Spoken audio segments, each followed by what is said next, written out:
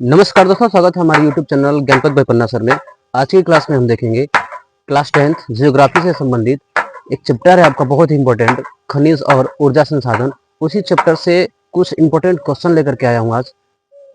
अब देखते हैं पहला क्वेश्चन कौन सा है। बहुत इंपॉर्टेंट क्वेश्चन होने वाले हैं एग्जाम के थ्रू, है ना। आइए देखते हैं पहला क्वेश्चन क्या है। देखिए पहला क्वेश्चन बहुत ही प्यारा हमारा क्वेश्चन है। पूछ रहा है लौह अयस्क के बारे में कि कौन सा लौह अयस्क है जो सर्वोत्तम किस्म का है ना। यानी लौह अयस्क में कौन सा ऐसा लौह अयस्क है जो सबसे बेहतरीन क्वालिटी में आता है ना। तो आपको मैंने पढ़ा रखा है, आप मेरे इंस्टाग्राम चैनल पर जा करके या फिर यूट्यूब चैनल पर जा करके आप विजिट कर सकते हैं और वहां पर मैंने आपको पढ़ाया है लौह अयस्क के प्रकार कौन कौन से होते हैं, है ना। तो उसमें आप देख लेंगे। नहीं भी जानते हैं तो आज मैं फिर से आपको बता दे रहा हूँ, है ना, कि जो लौह अयस्क होते हैं वो मुख्य रूप से 4 प्रकार के होते हैं। पहला जो होता है, जो सबसे उत्तम किस्म का होता है, वो होता है मैग्नेटाइट, है ना।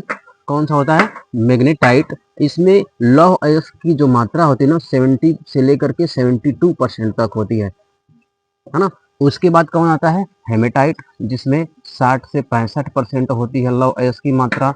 ठीक है। उसके बाद लिमोनाइट, इसमें होती है 45 से यानी 40 से 45। नेक्स्ट आता है जो सीडेराइट, इसमें होती है 30 से 35 या 25 से 30 आप कह सकते हैं, है ना। तो दोस्तों आपको समझ में आ गया होगा कि इस जो दिया है क्वेश्चन, ये जो पूछ रहा है सर्वोत्तम किस्म का जो लौह अयस्क है वो कौन सा होगा। हमारा आंसर जो होगा वो सी होगा, मैग्नेटाइट, जिसमें कि सबसे अधिक लौह अयस्क की मात्रा पाई जाती है 70 से 72%। यानी उसको हम लोग सर्वोत्तम लौह अयस्क के रूप में भी जानते हैं। ठीक है। तो अब आपका पहला क्वेश्चन का आंसर हो गया क्या? Option C, magnetite. ठीक है। आगे देखते हैं चूना पत्थर निम्नलिखित उद्योगों में से किस एक उद्योग का आधारभूत कच्चा माल है। चूना पत्थर, है ना। चूना पत्थर कच्चा माल के उपयोग में यानी कच्चा माल के रूप में किस उद्योग में उपयोग किया जाता है ना। तो ये जो है ये सीमेंट के उद्योग में किया जाता है। किसमें किया जाता है? सीमेंट के उद्योग में। ठीक है। अब हमारा आंसर मिल गया है कि चूना पत्थर का उपयोग कच्चे माल के रूप में किस उद्योग के लिए करते हैं, तो हम करते हैं सीमेंट के उद्योग के लिए। ठीक। अब आगे बाकी जो ऑप्शन है उनके बारे में थोड़ा सा देख लेते हैं कि इसमें से कुछ हमें जानकारी मिल सकती है। लौह और लोहा और इस्पात उद्योग, लोहा और इस्पात उद्योग के लिए कच्चा माल जो उपयोग किया जाता है वो क्या होता है? वो होता है लौह अयस्क। क्या होता है? लौह अयस्क, है ना। मोटर गाड़ी उद्योग के लिए जो डी ऑप्शन आपका है, मोटर गाड़ी उद्योग के लिए लोहा और इस्पात को यूज में लाया जाता है ना। ये तो थोड़ा सा अलग दे दिया है, लेकिन इसमें दिया है आपका उर्वरक उद्योग, यानी उर्वरक उद्योग को चलाने के लिए सबसे अधिक जो इम्पोर्टेंस खनिज है वो कौन सी खनिज है ना। यानी उर्वरक उद्योग में कच्चे माल के रूप में जो उपयोग होता है वो है सल्फर, है ना, फास्फोराइट, है ना, और पोटास। ये कच्चे माल के रूप में उपयोग होता है। बाकी जो सबसे इम्पोर्टेंट है वो क्या है? चूना पत्थर जो है कच्चा माल किसका है? सीमेंट उद्योग का। ठीक है। इस बात को हम ध्यान में रखेंगे और इस वजह से हमारा जो ऑप्शन सी है वो क्या हो जाएगा? सही हो जाएगा। ठीक। आगे देखते हैं क्वेश्चन हमारा है अगला, निम्नलिखित में से जीवाश्म ईंधन कौन सा है। अब देखिए कुछ जीवाश्म ईंधन के एग्जाम्पल दे दिया हुआ है और कुछ धात्विक खनिज के एग्जाम्पल दिया हुआ है। इनमें से पूछ रहा है हमसे कि जीवाश्म ईंधन कौन है। ये बहुत ही लॉलीपॉप क्वेश्चन है, आप ध्यान से देखेंगे। बोरियम, कोयला, जिरकान, यूरेनियम। हाँ, इसमें जो बी ऑप्शन है हमारा कोयला, ये क्या है? जीवाश्म ईंधन है।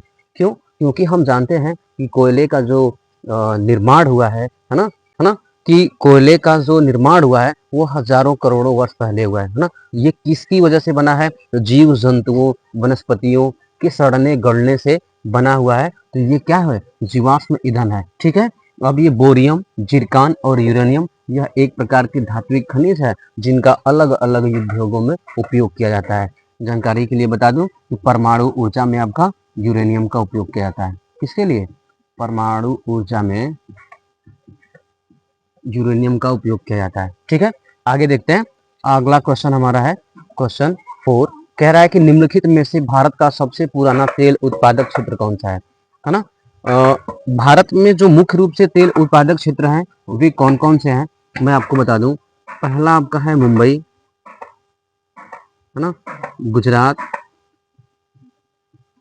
असम, जिसको हम असम, है ना, ये 3 क्षेत्र ऐसे हैं जो बहुत ही पुराने हैं।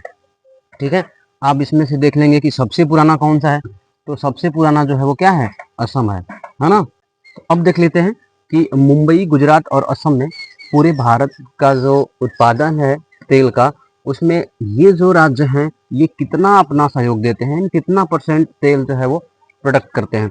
तो सबसे ज़्यादा मुंबई में है 63%, है ना, 63%, यानी पूरे जो भारत है, भारत के तेल उत्पादन का जो परसेंटेज है उसमें 63% जो है वो मुंबई का योगदान है। उसके बाद 18% है जो गुजरात है, और बाकी जो बच रहा है ना, 13 to 15 के आसपास जो भी है वो असम का उत्पादन है। असम जो है वो सबसे पुराना तेल उत्पादक में से एक है। इसमें से गुजरात में से देख लेंगे, एक क्वेश्चन और बन करके आता है कि गुजरात में एक जगह है जिसका नाम है अंकलेश्वर, है ना, अंकलेश्वर, ये तेल उत्पादक में सबसे महत्वपूर्ण स्थान माना जाता है ना। अब आके देख लेंगे क्वेश्चन जो हमारा है, क्वेश्चन नंबर 5 कह रहा है कि पृथ्वी के आंतरिक भागों में, यानी पृथ्वी के आंतरिक भागों से ताप का उपयोग कर उत्पन्न की जाने वाली विद्युत को क्या कहा जाता है। यहाँ पर विद्युत के प्रकार पूछ रहा है। आपने जब पढ़ा होगा ऊर्जा के प्रकार, तो ऊर्जा के प्रकारों में आपने ध्यान से देखा होगा कि कौन कौन सी ऊर्जा होती है। यहाँ जो आपका ऑप्शन है ये बायोगैस है, ज्वारी ऊर्जा, तापीय ऊर्जा और आपका है पवन ऊर्जा। ठीक है, अब देखेंगे बारी बारी से, जो हमारा आंसर होगा वो होगा भूतापीय ऊर्जा, यानी पृथ्वी के आंतरिक भागों से पृथ्वी के ताप का उपयोग करके जो ऊर्जा प्राप्त की जाती है उस ऊर्जा को हम कहते हैं भूतापीय ऊर्जा, यानी डी ऑप्शन जो हमारा है वो सही है। ठीक है, अब देख लेंगे धीरे धीरे कि ये बायोगैस क्या है।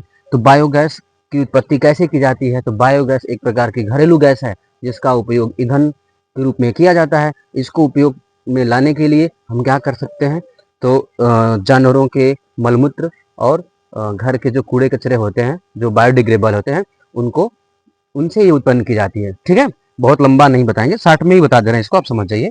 ज्वारी ऊर्जा, समुद्र में जो ज्वार भाटा आते हैं उनका उपयोग करके जब ऊर्जा प्राप्त की जाती है तो वो ज्वारी ऊर्जा है। पवन ऊर्जा बहुत नॉर्मल है, आपने कई बार पढ़ा होगा पवन ऊर्जा के बारे में कि पवन ऊर्जा को, यानी पवन से जो ऊर्जा है वो कैसे प्राप्त की जाती है।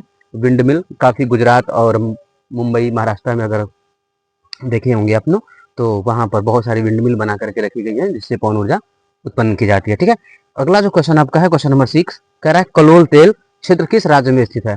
देखिए सबसे बड़ी बात कि ये जो क्वेश्चन है ना ये 2020 में आया हुआ है ना, 2020 में आया हुआ है। देखिए सीबीएसई है ना, एनसीईआरटी के बुक के किसी भी सेंटेंस से आपसे क्वेश्चन पूछ सकती है, इसीलिए एनसीईआरटी की बुक जो है ना उसका हर एक लाइन आपके लिए इंपॉर्टेंट हो जाता है। कई बार आपने देखा होगा कि जो टीचर होते हैं लाइन बाय लाइन पढ़ाते हैं, क्यों पढ़ाते हैं, उनका मकसद यही होता है, ये जो क्वेश्चन है कहीं से भी पूछ सकता है सीबीएसई। देखिए अब हमने पढ़ा क्या, हमने अभी अगले क्वेश्चन में पढ़ा है कि जो तेल उत्पादक क्षेत्र है वो मुख्य रूप से मुंबई, गुजरात और असम है, हमने राज्य को पढ़ा, है ना, लेकिन ये नहीं पढ़ा कि उस राज्य में कौन कौन से जो क्षेत्र हैं वो इंपॉर्टेंट है। मैंने एक क्वेश्चन आपको बता दिया ना, गुजरात के अंकलेश्वर काफी इंपॉर्टेंट है। अब ये कलोल क्षेत्र कहाँ से है ना, तो एज ए स्टूडेंट आपको ये ध्यान देने की बहुत जरूरत है कि जिस राज्य को हम पढ़ रहे हैं उस राज्य से संबंधित जो क्षेत्र हैं उनको भी याद रखना बहुत जरूरी है। ठीक है, अब देखिए इसका ऑप्शन क्या है, गुजरात है, उड़ीसा, महाराष्ट्र और झारखंड। आपका ऑप्शन ए है गुजरात, है ना। गुजरात में ही आप देखेंगे, गुजरात में 2 से 3 ऐसे क्षेत्र हैं जो बहुत ही इंपॉर्टेंट है। पहला मैं आपको बता दिया हूं अंकलेश्वर, दूसरा आपका क्या है कोलाल क्षेत्र, है ना। कोलाल के बाद एक आपका आता है नौगांव, क्या आता है नौगांव व अहमदाबाद। दोस्तों एक तरह से हमने देख लिया कि गुजरात के जो प्रमुख तेल उत्पादक क्षेत्र हैं वो कौन कौन से हैं। गुजरात में अंकलेश्वर, नौगांव, अहमदाबाद और कलोल तेल, ये जो क्षेत्र हैं ये कहाँ है, गुजरात में है। आगे देख लेंगे उड़ीसा में, उड़ीसा में उस प्रकार की कोई संभावनाएं नहीं है। महाराष्ट्र में मुंबई हाई, क्या है मुंबई हाई, ये कहाँ है? तो अरब सागर के दक्षिण में 176 किलोमीटर के अंदर जाकर के ये चीज जो है वहां से तेल का उत्पादन होता है। ठीक है, झारखंड, यहाँ पर भी इस तरह की कोई संभावना नहीं है। दोस्तों आज के लिए इतना ही। कमेंट बॉक्स में बताएं ये इम्पोर्टेंट क्वेश्चन कैसे लगे, है ना। दोस्तों को भी शेयर करें और चैनल को सब्सक्राइब करना ना भूलें। Thank you.